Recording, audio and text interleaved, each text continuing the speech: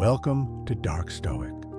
Today, we explore the iron fortress of the mind that Marcus Aurelius built during 20 years of war, plague, and betrayal. We examine 7 rules that transformed a reluctant emperor into the most mentally unbreakable leader the ancient world ever witnessed.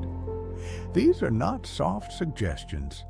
These are battle-tested principles forged in blood, loss, and the crushing weight of ruling an empire on the edge of collapse.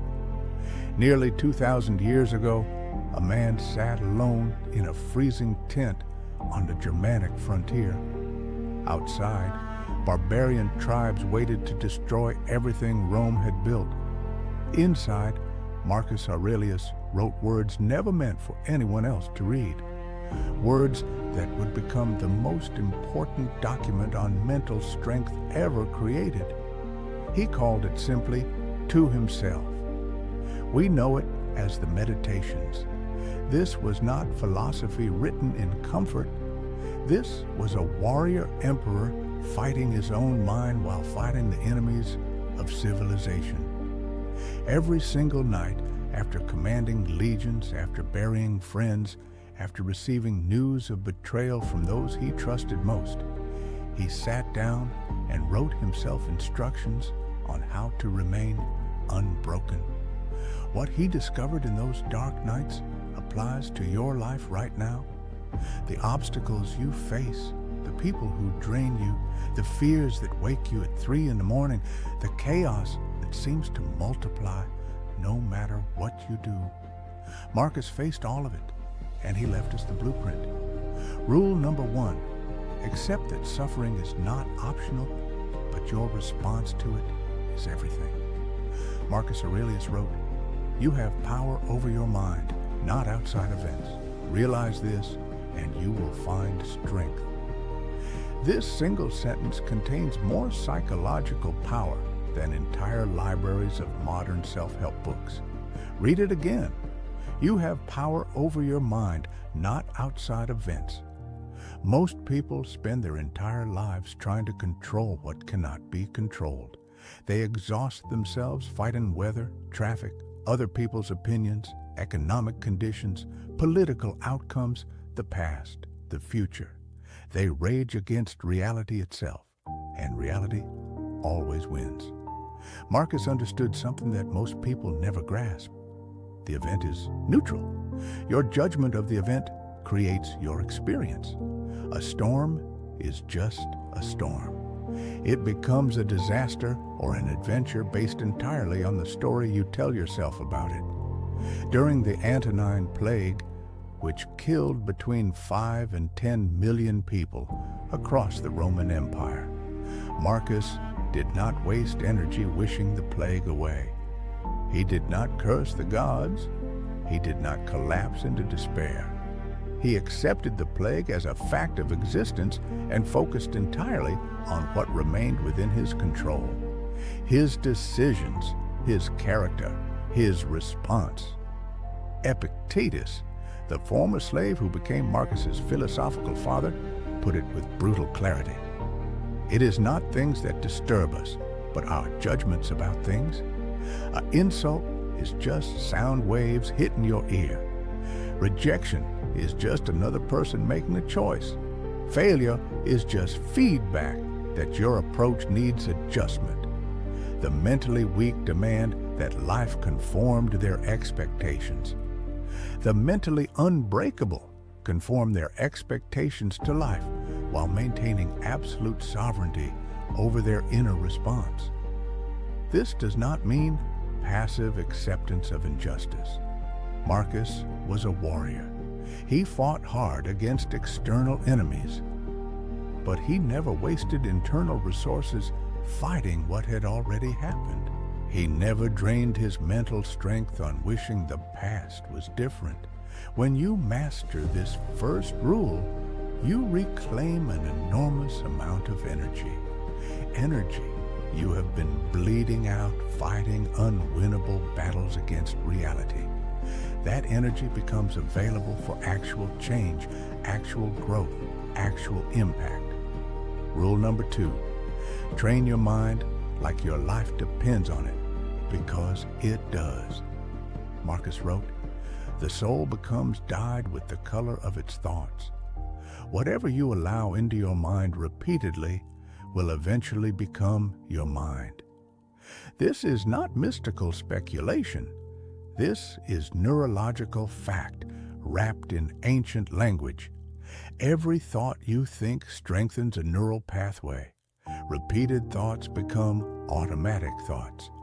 Automatic thoughts become beliefs. Beliefs become actions. Actions become your life.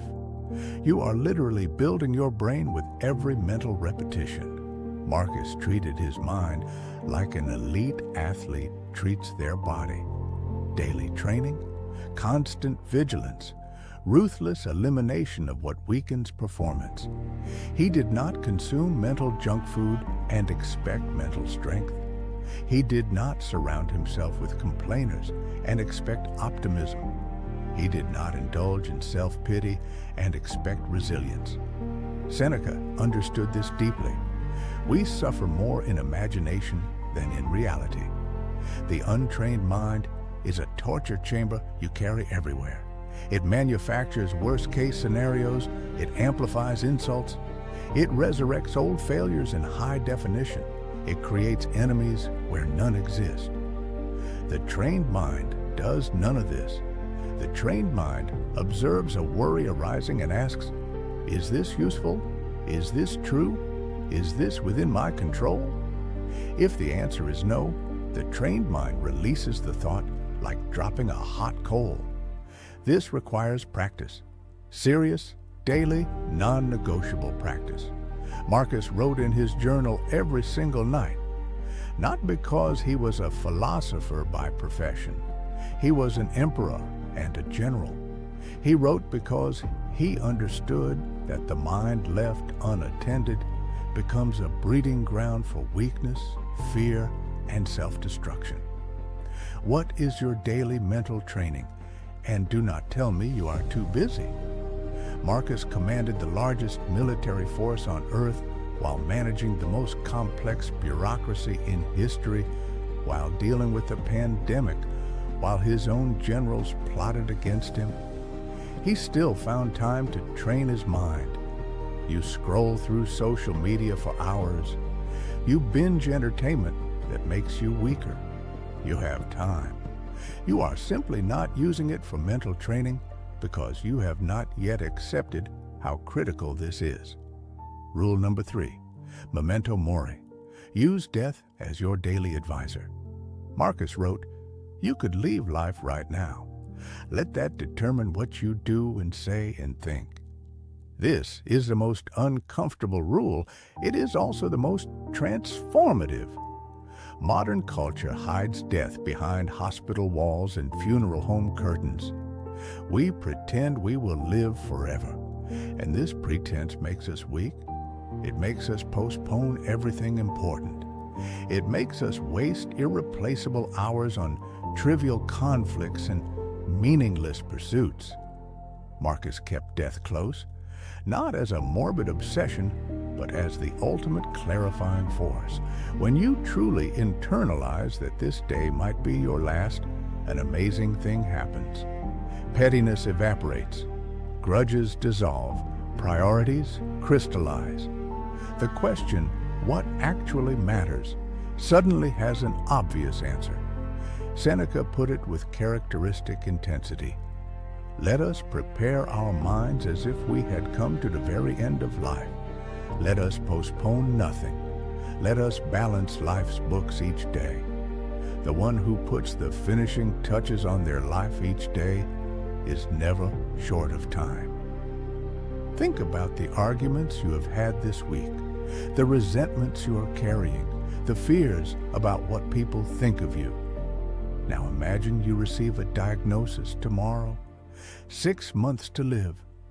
How many of those concerns survive that news? Almost none of them. Almost everything we torture ourselves with is revealed as utterly insignificant when held against the backdrop of our mortality. The Stoics did not wait for a diagnosis to gain this perspective. They cultivated it daily. This is not pessimism. This is the highest form of optimism. It is saying yes to life so completely that you refuse to waste a single moment on what does not matter.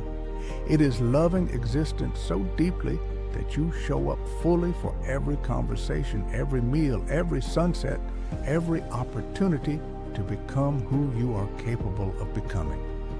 Marcus wrote, "Think of yourself as dead. You have lived your life.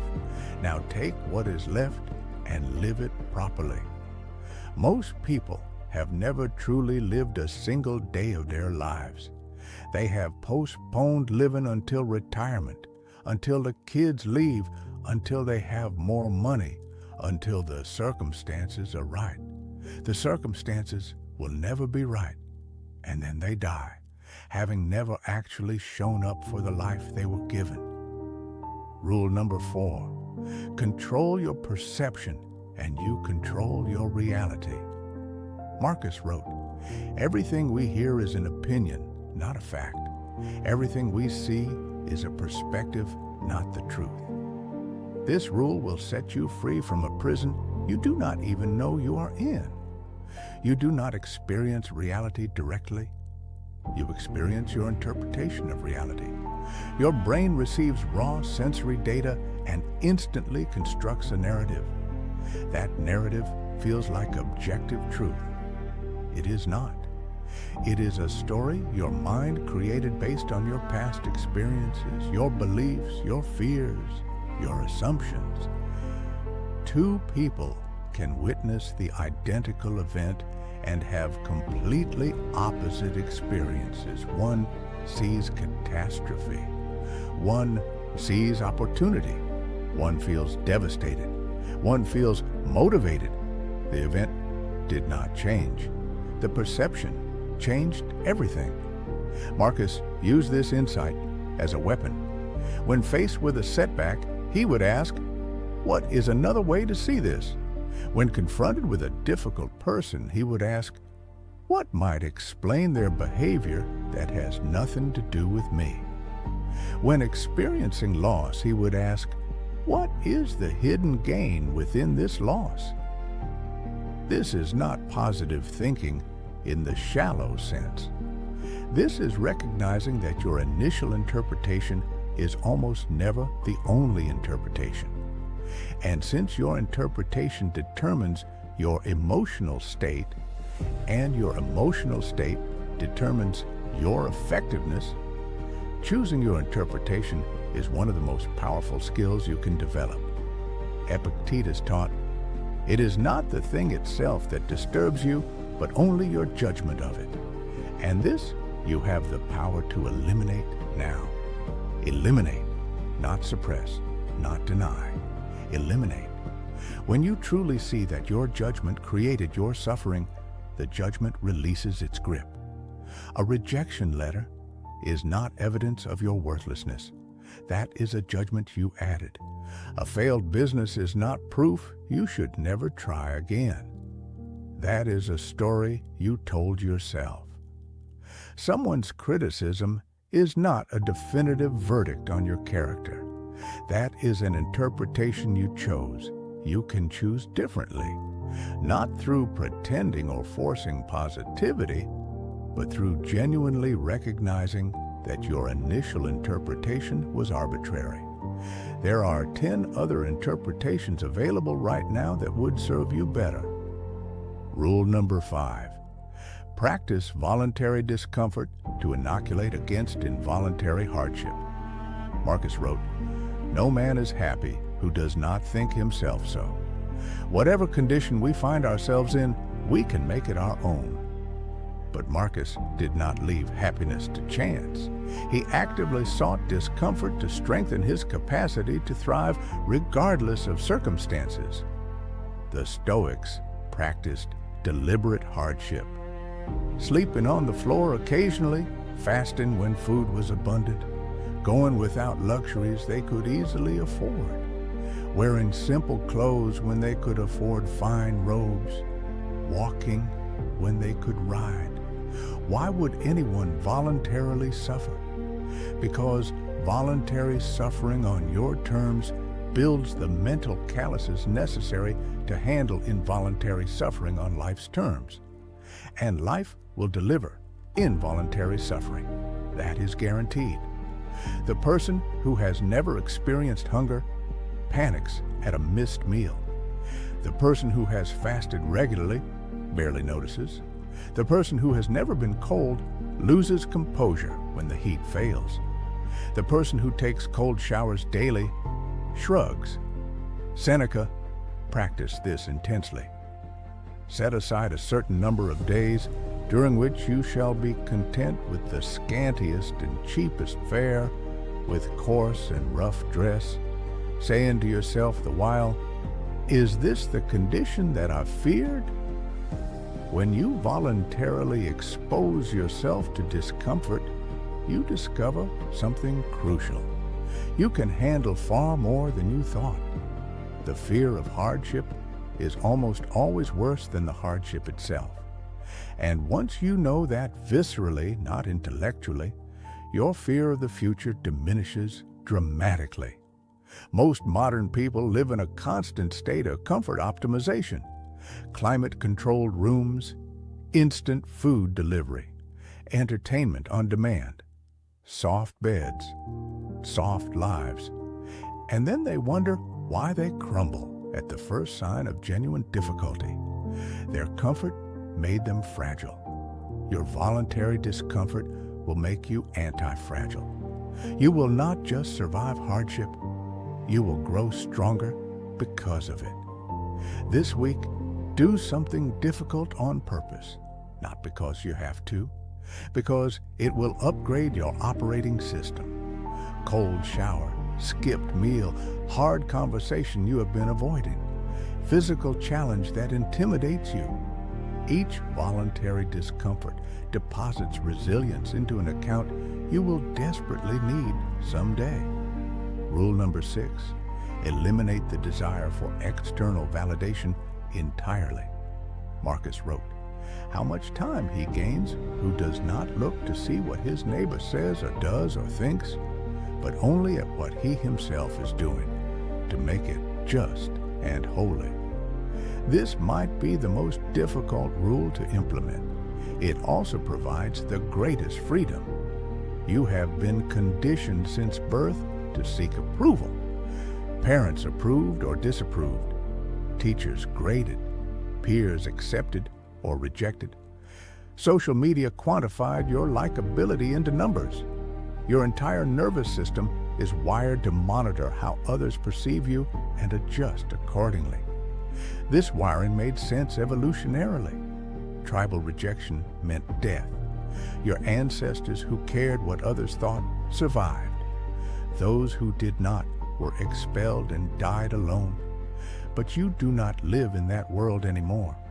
And the wiring that kept your ancestors alive is now keeping you enslaved. Enslaved to opinions, enslaved to expectations, enslaved to the impossible task of pleasing everyone while losing yourself completely. Epictetus was merciless on this point. If anyone tells you that a certain person speaks ill of you, do not make excuses about what is said of you, but answer, "He was ignorant of my other faults, else he would not have mentioned these alone." Read that again. This is not defensiveness. This is complete indifference to external judgment, combined with genuine humility about your actual flaws. You know your flaws better than any critic. Their opinion is irrelevant because you are already working on becoming better. Marcus advised himself, "Never esteem anything as of advantage to you that will make you break your word or lose your self-respect." When you live for applause, you will eventually compromise yourself to get it. You will say what gets likes instead of what is true. You will do what is popular instead of what is right. You will become a reflection of others' expectations instead of an expression of your own values. The mentally unbreakable operate from an internal scorecard. They know what they stand for. They know what they are becoming. They measure themselves against their own standards and treat external opinions as data, not verdicts. This does not mean ignoring all feedback. Intelligent people seek wise counsel. But there is a vast difference between considering feedback from people you respect and living in constant terror of what everyone might be thinking about you. Most people are not thinking about you at all. They are too busy worrying about what you think of them. Rule number 7. Transform obstacles into fuel through the discipline of perception and action. Marcus wrote, "The impediment to action advances action. What stands in the way becomes the way." This is the ultimate rule. This is the Stoic superpower that turns every setback into setup, every failure into feedback, every obstacle into opportunity. The untrained mind sees a problem and stops. The trained mind sees a problem and asks, "What new capability can I develop by solving this? What hidden opportunity exists within this difficulty? How can this obstacle become my advantage?" When Marcus faced the Germanic tribes, he did not lament that barbarians were attacking. He used the war to develop military genius, to test and strengthen his legions, to prove that Roman civilization was worth defending. The obstacle became his training ground. When plague devastated his empire, he did not waste time wishing it away. He used the crisis to implement public health measures, to demonstrate leadership in catastrophe, to practice his philosophy under the most extreme conditions. The obstacle became his teacher. This is not naive optimism. Marcus was a realist who saw things clearly. He wrote, "Be like the rocky headland on which the waves constantly break. It stands firm, and round it the seething waters are laid to rest." Notice, he does not deny the waves exist. He does not pretend the water is calm. He simply refuses to be moved by what cannot ultimately harm him. Seneca captured the transformative power of obstacles. Difficulties strengthen the mind as labor does the body. Your mind right now is the product of every difficulty you have overcome. Your current challenges are not interrupting your growth. They are your growth. The person who has faced no hardship has developed no strength.